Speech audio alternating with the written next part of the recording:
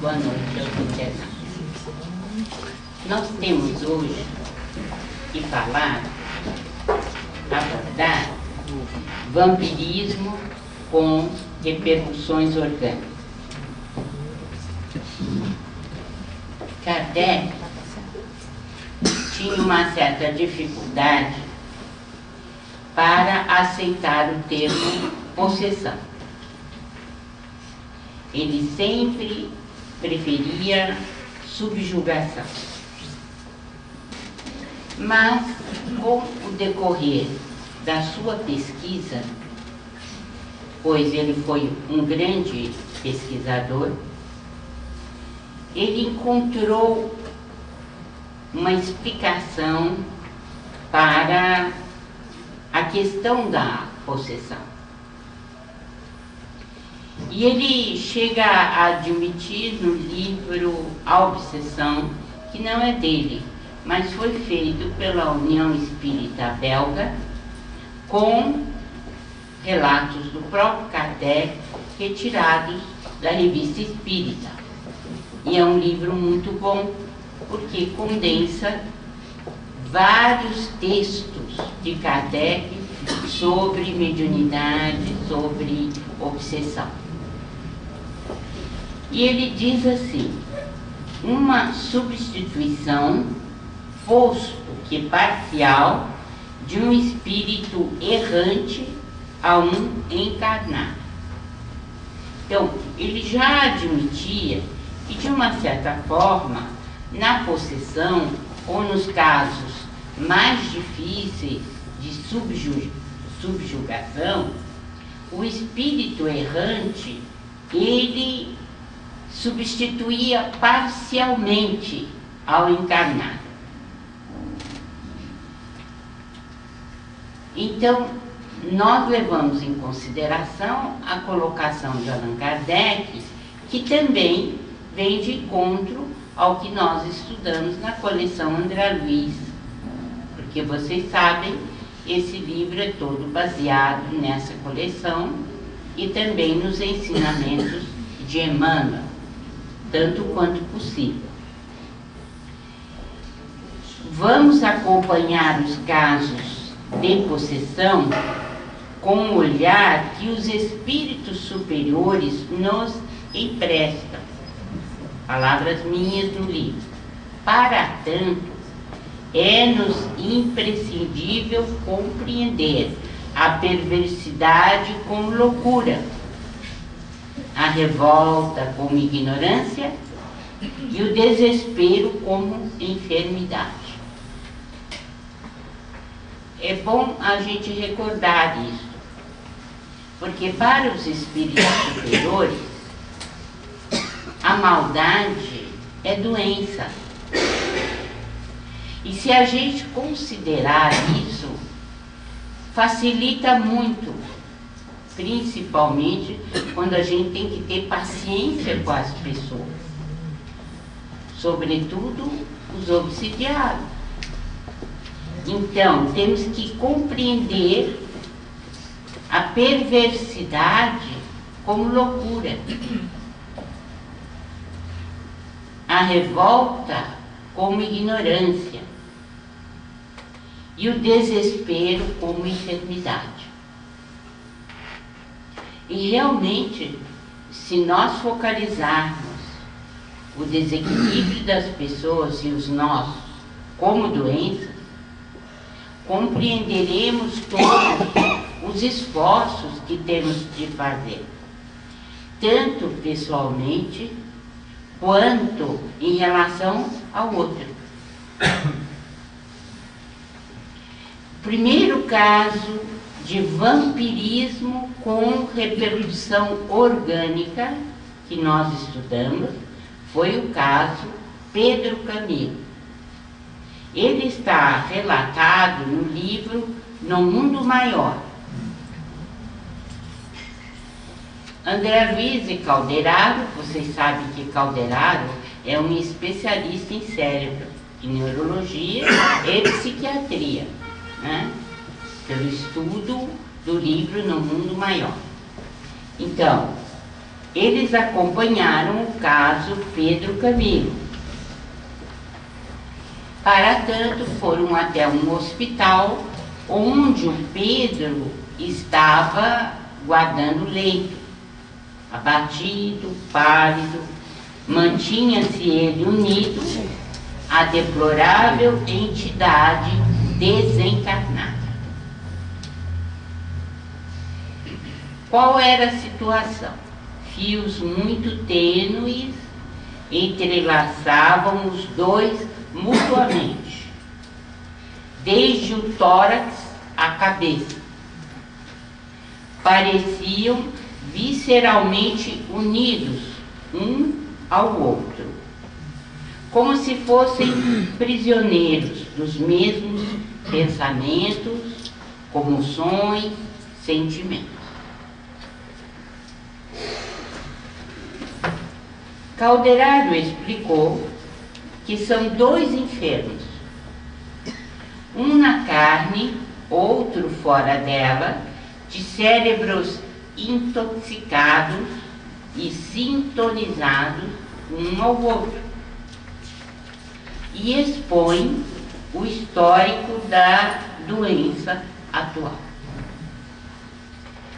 Trata-se do seguinte: há 20 anos, desde a data que os dois estão observando o Pedro deitado no leito hospitalar, há 20 anos passados, aproximadamente, Pedro, o doente internado, assassinou o atual verdugo. Trabalhavam juntos numa grande cidade, entregues ao comércio de quinquilharias. O homicida desempenhava funções de empregado da vítima, desde a infância, e, atingida a maioridade, exigiu do chefe que passara a tutor o pagamento de vários anos de serviço.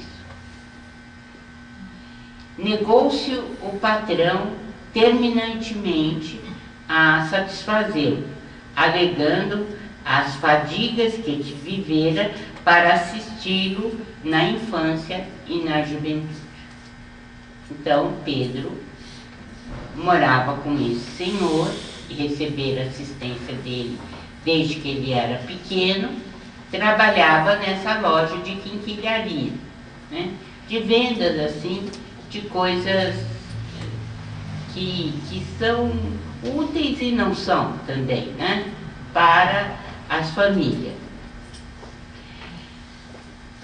Daria a ele vantajosa posição no campo dos negócios, conceder-lhe-ia interesses substanciais, mas não lhe pagaria vintém relativamente ao passado.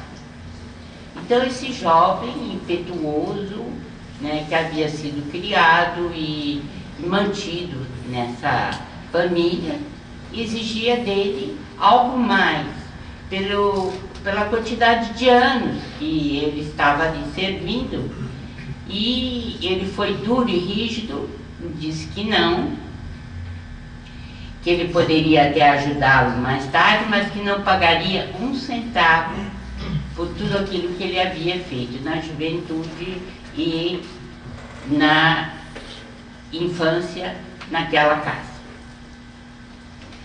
Até ali guardara a conta de um filho que lhe reclamava contínua assistência. Estalou a contenda. Palavras rudes, trocadas entre vibrações de cólera, inflamaram o cérebro do rapaz, que no auge da ira o assassinou, dominado por selvagem fúria. Antes, porém, de fugir do local, o criminoso correu ao cofre, em que se amontoavam fartos pacotes de papel moeda. Retirou a importância vultosa que se supunha com direito, deixando intacta regular fortuna que despistaria a polícia no dia imediato. Efetivamente, na manhã imediata, ele próprio, Pedro, veio à casa comercial onde a vítima pernoitava, enquanto a pequena família fazia longa estação no campo, e fingindo preocupação ante as portas cerradas, convidou um guarda a segui-lo, a fim de violar em ambos uma das fechaduras. Em poucos momentos, espalhava-se a notícia do crime. No entanto, a justiça humana, emalhada nas habilidades do delinquente, não conseguiu esclarecer o problema na origem. O assassino foi pródigo nos cuidados de salvaguardar os interesses do morto. Mandou selar cofres e livros, providenciou arrolamentos laboriosos, requisitou amparo das autoridades legais para minucioso exame da situação. Foi verdadeiro advogado da viúva e dos 2 filhinhos do tutor falecido, os quais, mercê do seu devotamento, receberam substanciosa herança. Pranteou a ocorrência como se o desencarnado lhe fosse pai. Terminada a questão, com a inanidade do aparelho judiciário diante do enigma, retirou-se discreto para grande centro industrial, onde aplicou os recursos econômicos em atividades lucrativas. Ele conseguiu ludibriar os homens, mas não pôde iludir a si mesmo. Camilo, a entidade desencarnada, passou a persegui-lo por onde quer que fosse. Aferrou-se-lhe a organização psíquica, à maneira de era sobre muro viscoso. Para ser livre do assédio constante, Pedro redobrou as atividades, desdobrando-se nos empreendimentos materiais. Com isso, viu sua fortuna multiplicar, mas não encontrava a paz. Casou-se com uma jovem extremamente elevada à zona superior da vida humana, a qual lhe deu 5 filhinhos encantadores. A esposa auxiliou muito, mas o obsessor nunca lhe deu trégua. Aqui vale um reparo, né? Ou uma observação, melhor dizer. É muito problemático quando a casa espírita pensa compreender o processo obsessivo. Nós não sabemos quando começou, por que começou, quais as complicações e o que está por trás desse drama. Então, eu repito mais uma vez algo que eu já falei aqui. Os nossos irmãos de ideal espírita, que dirigem as casas, os nossos casos espíritas, devem ter muita prudência na hora de analisar cada caso, sobretudo porque nós não temos essa capacidade de verificar até que ponto a obsessão está enraizada em problemas muito sérios e que nós não temos capacidade para ir ao âmago da questão. Preciso sempre, em caso de obsessão, que parece relativamente simples, mas não é. Então é preciso tomar cuidado para que a gente não faça promessas vãs. E principalmente quem lida com obsessão tem que fazer o que Jesus recomendou: jejum e oração. O jejum diz respeito à conduta nossa, dentro, principalmente, do que conhecemos como sendo reforma íntima. Porque no jejum você procura dobrar o seu ego, as suas necessidades. Você procura dirigir a sua vida de uma forma espiritualizada. Então, nós temos que tomar cuidado diante de qualquer processo obsessivo. Então, vejam bem, aferrou-se-lhe a organização psíquica, a maneira de era sobre muro viscoso. Temos aí o que? Uma parasitose mental. Difícil, né? Felizmente ele se casou com uma jovem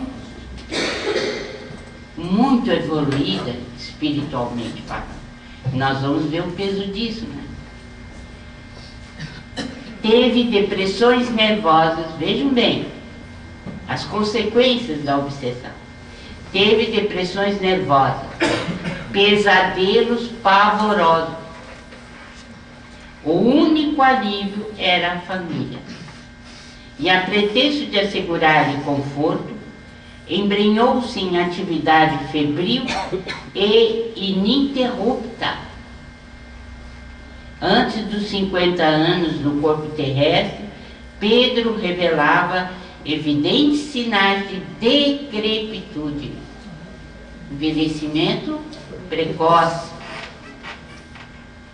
Vivendo mentalmente na região intermediária do cérebro, no córtex motor, em caráter quase exclusivo, só sentia alguma calma, agindo e trabalhando.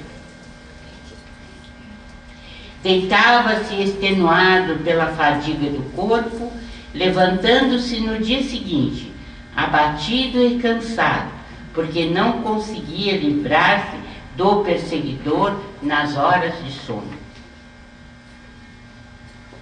O que significa, nós já vimos isso algumas vezes, o que significa dizer que ele vivia na parte intermediária do cérebro? O que isso quer dizer? Nós temos três andares na casa mental. O primeiro qual é? Porão.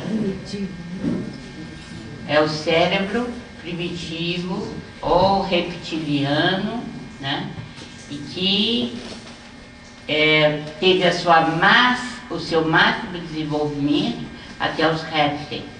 Depois não houve mudança.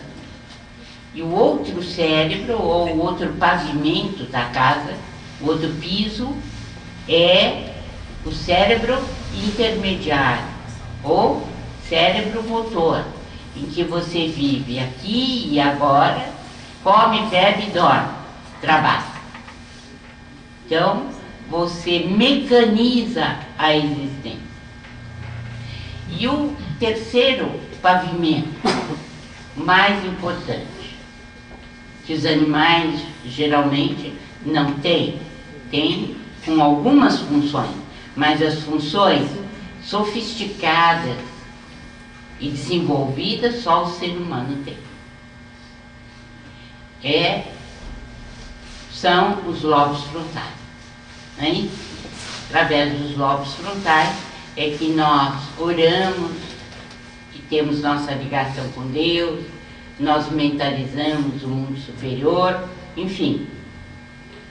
Nós estamos sabendo que através desse patamar, ou piso do cérebro, ou pavimento, não importa o nome, nós nos ligamos com a parte superior da vida, mais espiritualizada.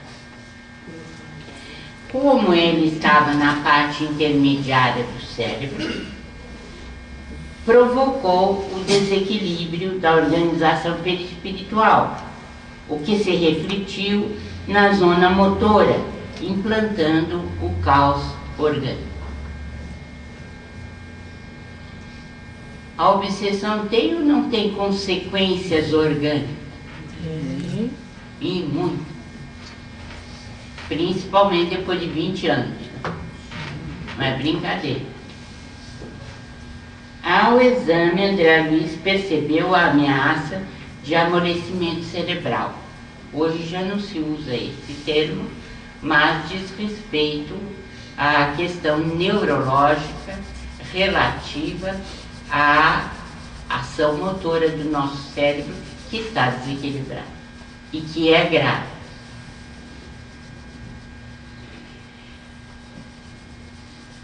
André Luiz então propôs a Calderaro que eles fossem lá cuidar do paciente e retirar a entidade. Qual foi a resposta? Falaríamos em vão, André, porque ainda não sabemos amá-los como se fossem nossos irmãos ou nossos filhos. Para nós ambos, espíritos de raciocínio algo avançado, mas de sentimentos menos sublimes, são eles dois infortunados e nada mais. Se o conhecimento auxilia por fora, só o amor socorre por dentro.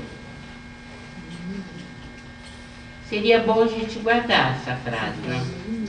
Então, se o conhecimento auxilia por fora, só o amor socorre por dentro.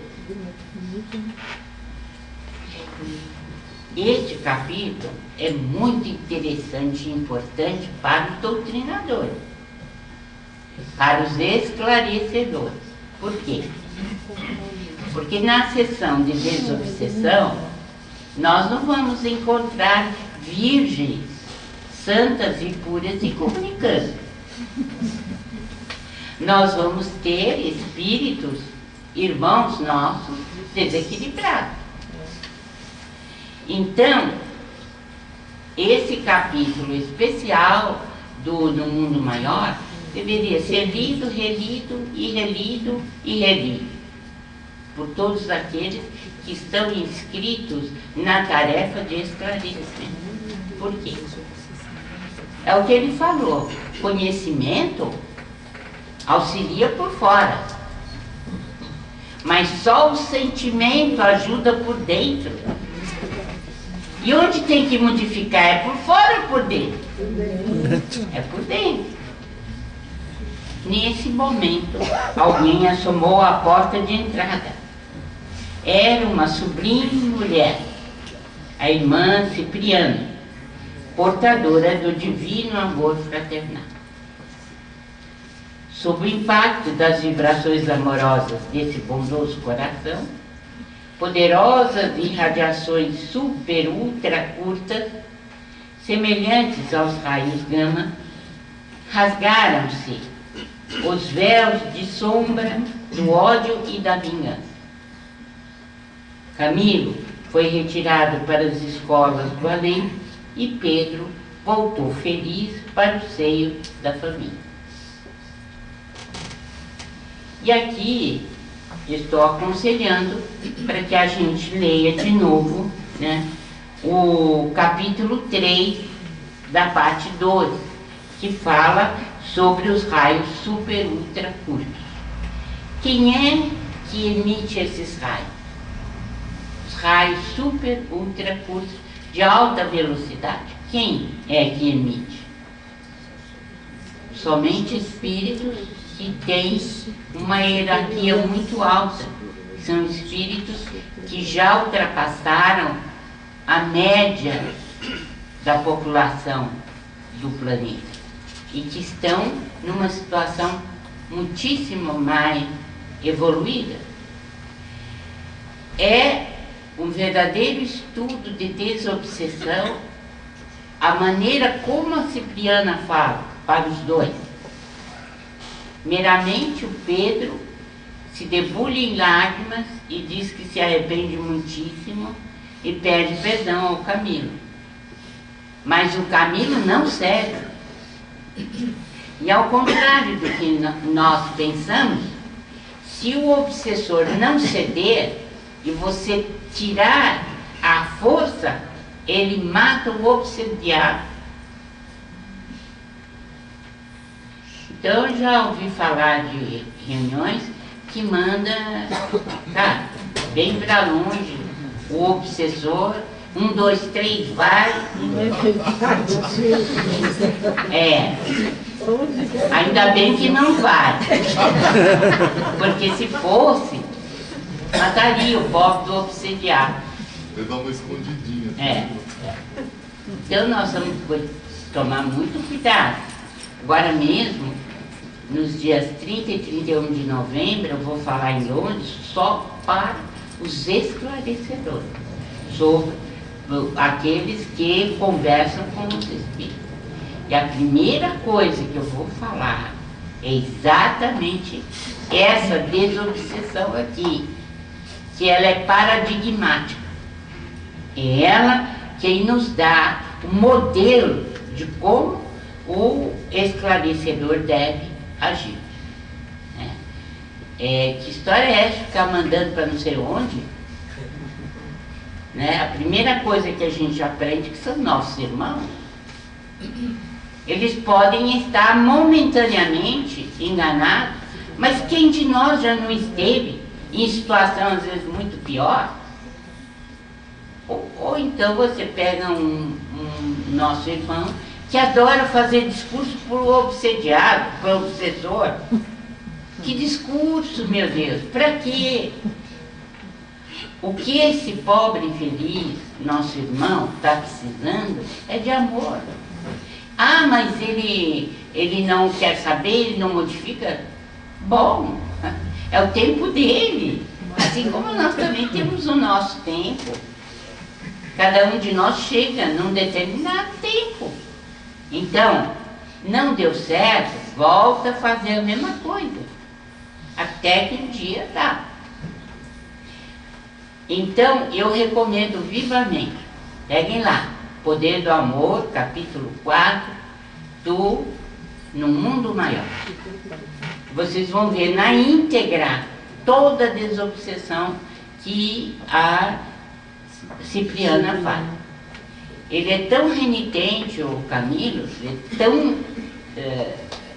vingativo, que ele não cede por nenhuma lágrima do Pedro. Ela precisou levá-lo até a casa do Pedro. E lá ele ouviu o Evangelho no lar com os filhinhos dele rezando pelo pai. E lá, aquela mulher santa e abnegada pedindo sem saber de nada do que se passava com o marido. Ela nunca soube. Entendeu? Mas aquele culto do Evangelho no lar abençoado, e mais a grandeza de alma que ela possuía, seu pedido, acabou fazendo o quê? Com que a Cipriana tivesse força para, finalmente, desatrelar o Camilo da cabeça do Pedro. Fazer a desobsessão. E ele, que era para morrer no dia seguinte, o Pedro, volta para casa no dia seguinte.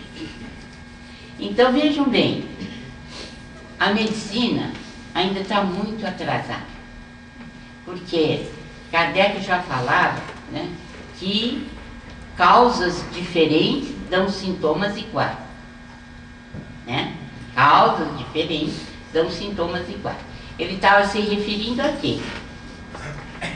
Quando enferma a parte orgânica, você tem uma doença com características e sintomas muito nítidos. Só que quando a enfermidade se dá fluidicamente, os sintomas são iguais. E os efeitos sobre a matéria também são iguais, a ponto de ele quase desencarnar. Depois tem um outro setor, um outro subtítulo, O Amor Vence Sempre, né? Em que eu relato o caso Margarida, né, nas mãos do Gregório, de um dos maiores livros da literatura mediúnica, Libertação. Então, aqui no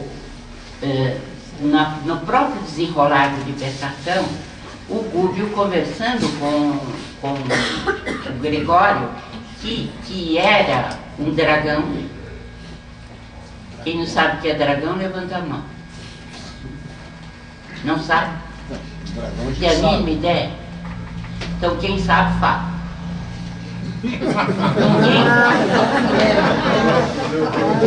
Ninguém?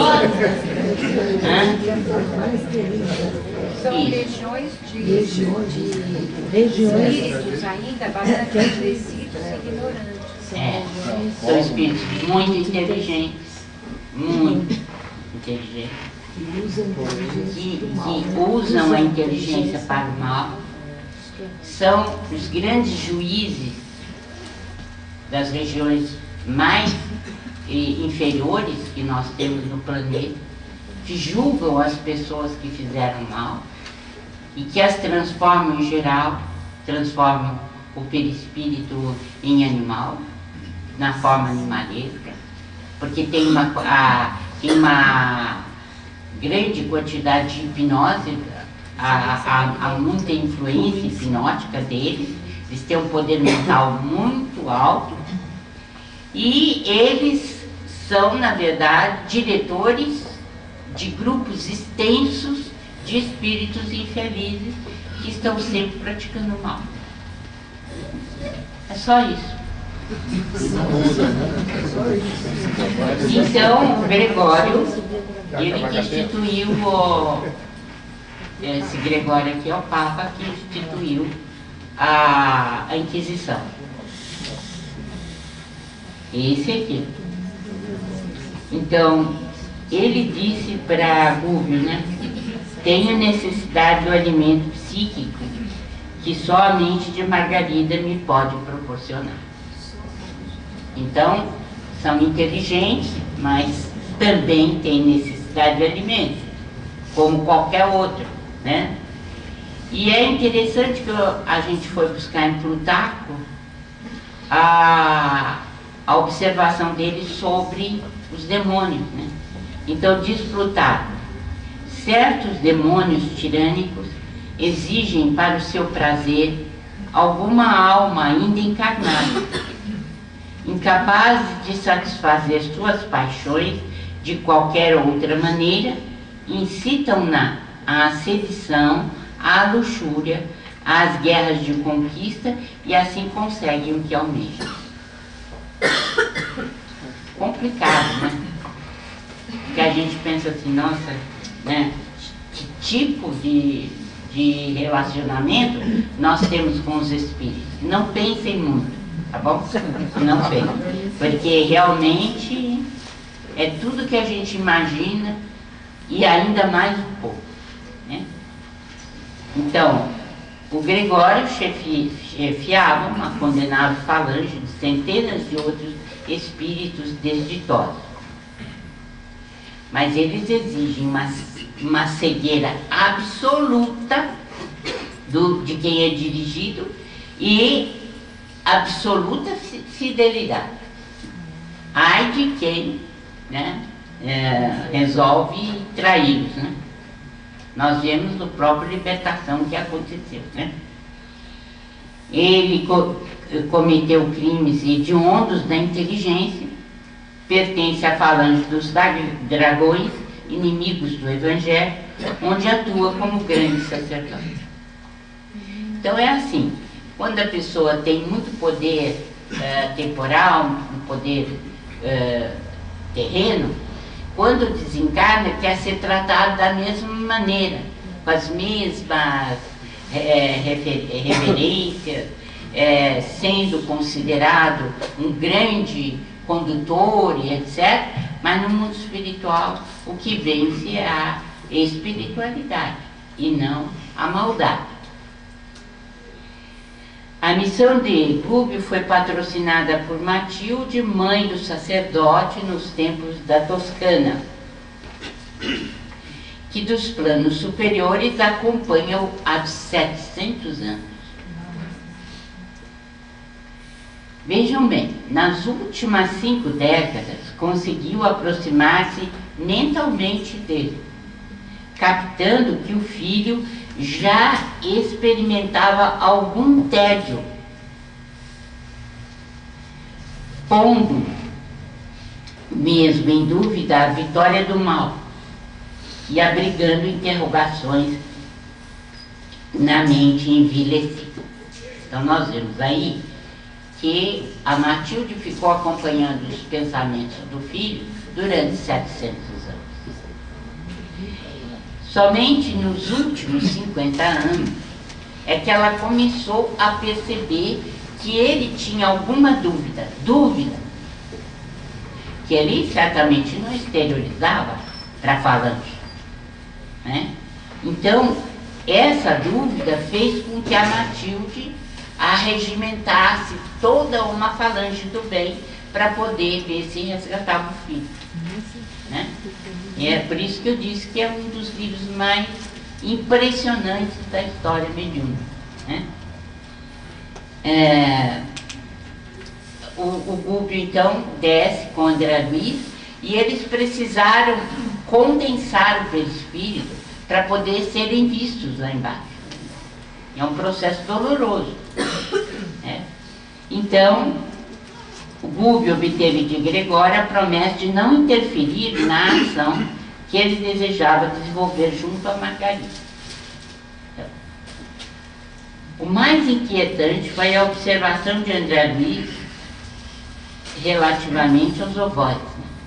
Algumas dezenas de corpos ovoides de vários tamanhos, de cor flúmbia, assemelhando-se a grandes sementes vivas, estavam atadas ao cérebro da paciente, através de fios sutilíssimos, cuidadosamente dispostos na medula alongada.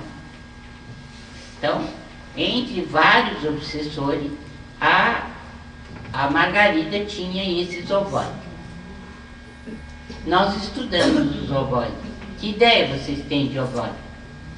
Esse é um corpo material, de forma humana, né? Perdeu a forma humana. Então eles se apresentam como se fossem do tamanho de um cérebro um pouco maior que um cérebro, né? Então, são uma espécie de uma ameba grande, né? E que estão na espiritualidade, mas precisam de alimento para poderem continuar a existência deles, porque senão eles têm que ser como os esporos das amebas, né? Se fechar. Então, no caso da Margarida, ela deveria ter dezenas de ovoides, porque os ovoides sugam a energia vital e apressam a morte da pessoa. Eles não se locomovem sozinhos? Eles precisam de alguém? Não, eles podem até se locomover, mas eles são melhores dirigidos, né? Tá? Dirigidos. E às vezes ficam estacionários também. Eles param, né? E a serviço do dragão, né? Nesse caso aqui, sim. Era a primeira vez que eu observava um cerco tecnicamente organizado. A gente pensa que as trevas não se organizam, é um engano terrível da nossa parte. Eles são organizados, sim, só que não são evoluídos. As formas ovoides haviam sido trazidas pelos hipnotizadores, que comandavam a operação. Na análise foi possível perceber que todos os centros metabólicos da doente estavam sendo controlados e também a pressão sanguínea. A região torácica apresentava feridas na epiderme provocadas pela inalação de substâncias escuras que não somente lhe pesavam nos pulmões, mas eclodiam em ulcerações na pele. A vampirização era incessante. As energias usuais do corpo pareciam transportadas às formas ovoides que se alimentavam dela, automaticamente, num movimento indefinível de sucção. Os hipnotizadores envolviam os nervos ópticos e dominavam as vias de equilíbrio no cerebelo. Com isso, a doente mantinha os olhos espantados, dando a perceber os fenômenos alucinatórios que lhe acometiam a mente. Ao todo eram 60 obsessores da falange de Gregório atuando no caso Margarida. Segundo informações de Saldanha, o chefe da operação, há 10 dias trabalhavam mais intensamente e, segundo Cria, a solução não tardaria. A solução a que se referia era a morte da enferma. Pode-se imaginar o que tenha sido para Gúbio, pai espiritual de Margarida, a visão de todo o quadro. O livro Libertação contém todo o desfecho extraordinário desse caso de possessão. É importante destacar a atuação de um modesto centro espírita, que influiu decisivamente na resolução desse intrincado processo de vampirismo, propiciando, com a sessão de desobsessão, o desligamento dos ovoides e o encaminhamento após doutrinação de um dos hipnotizadores, conduzido pelos mentores a tratamento em casa socorrista do mundo espiritual. Mas a cura de Margarida e a internação de Gregório para a futura reencarnação foram conquistas inesquecíveis, vitória retumbante do amor, sublime amor. O fato é uma epopeia. O final é impressionante. Como vemos, a possessão pode se instalar através de mecanismos diversos. No caso, Pedro Camilo, sob a atuação de um único obsessor, instalou-se ao longo de 20 anos, alterando o quimismo espiritual, ou a fisiologia do perispírito, e, consequentemente, o desequilíbrio orgânico, provocando, entre outros distúrbios, ameaça de amolecimento cerebral. No caso Margarida, estabeleceu-se mais efetivamente em 10 dias, com organização técnica competente e atuação de uma falange composta de 60 obsessores, entre os quais 2 hipnotizadores e dezenas de parasitas ovoides, decretando a falência orgânica quase total, em virtude do controle do sistema endócrino, da pressão sanguínea e de funções importantes da economia orgânica. A Margarida era um enigma para a medicina. Fazia tudo quanto é exame, não dava nada. Mas aquilo que Kardec colocou na Revista Espírita e na Gênese, né? Existem sintomas comuns, né, para a origem das doenças diferentes. Uma origem orgânica, a outra é origem fluídica, mas os sintomas são iguais. E epilepsia e obsessão. Há 2 referências na obra de André Luiz sobre o assunto. Entrevista à Folha Espírita, constante do livro Lições de Sabedoria, que eu organizei, Chico diz o seguinte: a chamada disritmia cerebral, na maioria dos casos, funciona como sendo um implemento de fixação de onda do espírito comunicante. Muitas vezes também a mesma disritmia cerebral está no processo obsessivo. São questões que o futuro nos mostrará em sua amplitude, com as chaves necessárias para a solução do problema. O que Chico disse aqui é pura ciência. Ele que tinha feito 4º ano primário, né? Então, realmente, os casos de epilepsia variam muito. Alguns são por obsessão direta e outros por complexo de culpa, como nós temos aqui os exemplos, né? Que vocês podem ver. Um dos exemplos está nos domínios da mediunidade. O doente desfechou um grito agudo e caiu desamparado. A velha progenitora mal teve tempo de suavizar a queda espetacular. O rapaz foi então transferido para um leito isolado público. Ele também se chama Pedro, que Pedro e o obsessor que dominava pareciam fundidos um no outro. Eram 2 inimigos em luta feroz. Então há casos, sim, de ataque epilético por influência direta do espírito, como se fosse um processo obsessivo de baixo teor.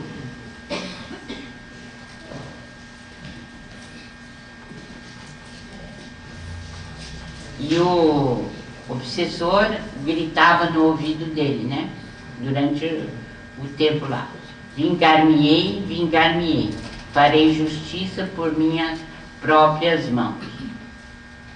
A anamnese e consequente exame físico, André Luiz constatou que o córtex cerebral estava envolvido de escura massa fluídica. E Aulus diagnosticou: é a possessão completa ou epilepsia essencial.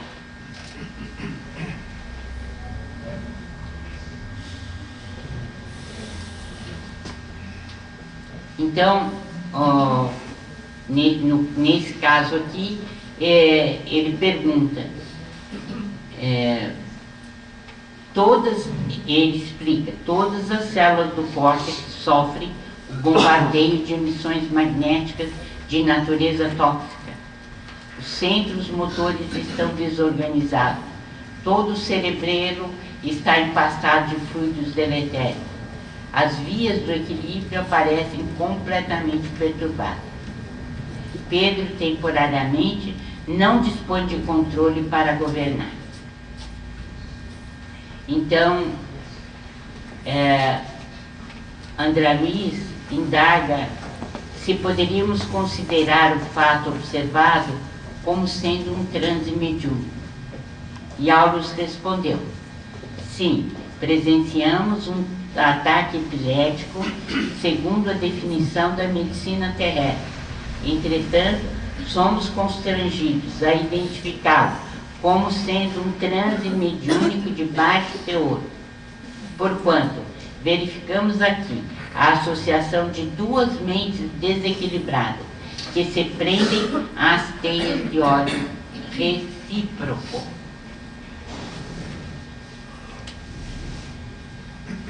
O benfeitor relatou que Pedro e o adversário rolaram nas zonas purgatoriais em franco duelo. No momento, a situação melhorou, embora o doente continuasse com as lesões no corpo perispirítico. Os reencontros de ambos estavam mais espaçados, justificando assim a periodicidade dos ataques epiléticos. E passou a narrar os acontecimentos da outra vida que determinaram esse sofrimento. A luta vem de longe. Na derradeira metade do século findo, século XIX, Pedro era um médico que abusava da missão de curar. Uma análise mental particularizada identificá-lo-ia em numerosas aventuras menos dignas. O perseguidor que presentemente lhe domina as energias era seu irmão consanguíneo, cuja esposa nosso amigo doente de agora procurou seduzir. Para isso, insinuou-se de formas diversas, além de prejudicar o irmão em todos os seus interesses econômicos e sociais, até incliná-lo à internação num hospício, onde estacionou por muitos anos, aparvalhado e inútil, à espera da morte. Desencarnando e encontrando-o na posse da mulher, desvairou-se de ódio de que passou a nutrir-se. Martelou-lhes então a existência e aguardou o além-túmulo, onde os três se reuniram em angustioso processo de regeneração.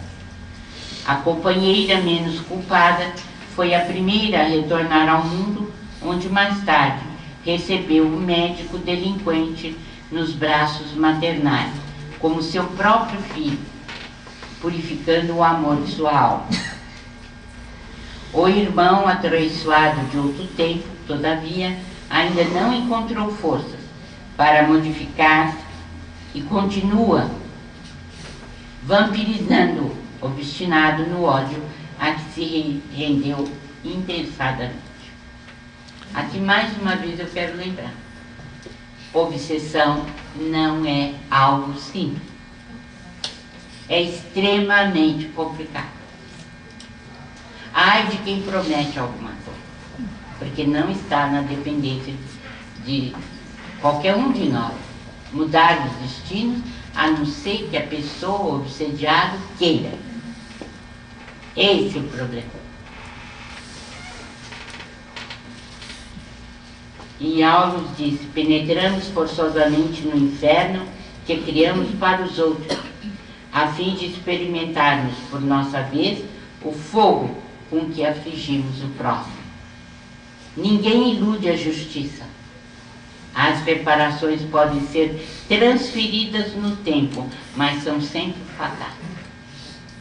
Ninguém pensa que vai fugir do que fez, nem tem condições disso. O passado está constantemente reagindo sobre o presente. Não há como. Auxiliado pela prece de Celina e dos amigos espirituais, o perseguidor como que conheceu branda anestesia. Com isso, Pedro repousou em sono profundo e reparador, e o obsessor, semi-adormecido, foi encaminhado a um local de emergência. A pergunta é: seria Pedro médium?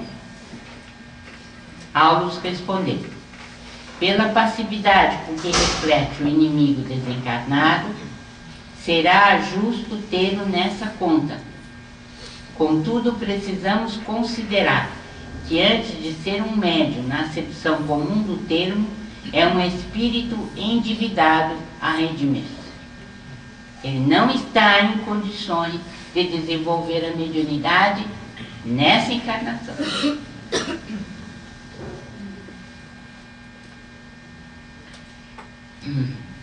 Ele diz: a frequência ao centro espírita irá fornecer-lhe os recursos necessários para esse reajustamento. Aparelhos mediúnicos valiosos naturalmente não se improvisam. Como todas as edificações preciosas, reclamam esforço, sacrifício, coragem, tempo.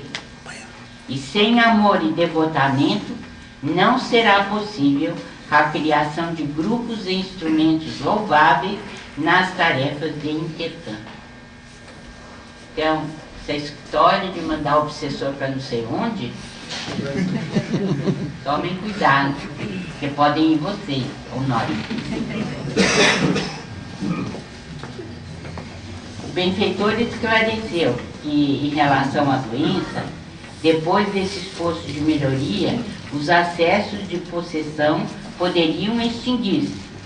Contudo, os fenômenos mais leves da epilepsia secundária continuariam emergindo por algum tempo, em virtude das recordações mais fortes da luta que vem atravessando, até que seu espírito se reajustasse integralmente. É bonita essa explicação também. Por quê? Porque passados os acessos de possessão, a pessoa que está doente, melhorando do ponto de vista da humildade, os ataques vão espaçando. E outra coisa, podem se transformar, por exemplo, num pequeno mal, que já é mais tolerável e suportável. Nós vamos deixar a Vitória de Marcelo para a próxima, porque vale a pena ver os dois tipos de epilepsia, né?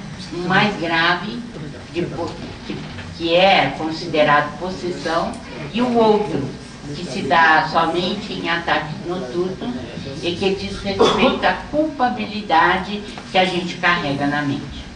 São dois tipos diferentes. Então, quando perguntarem a vocês se a epilepsia é obsessão, podem dizer com segurança que há casos em que é uma